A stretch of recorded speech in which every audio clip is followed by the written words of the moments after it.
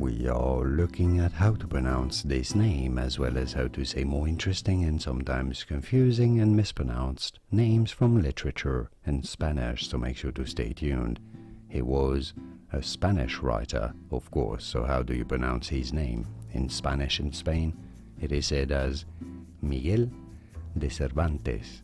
Miguel de Cervantes is how it would be said in Spanish. It'd be fine to say in English as Miguel, so make sure not to say Miguel, because that's not that.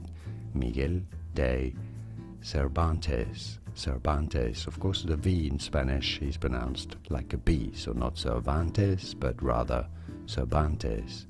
Miguel de Cervantes. Cervantes, you'd want to say in English, Miguel de Cervantes. From Spanish, Miguel de Cervantes. And now you know. More videos on how to pronounce more interesting and sometimes mispronounced, often mispronounced names whose pronunciations aren't obvious. I'll see you there to learn more. You need to check the name of that book by Miguel de Cervantes, of course. Cheers.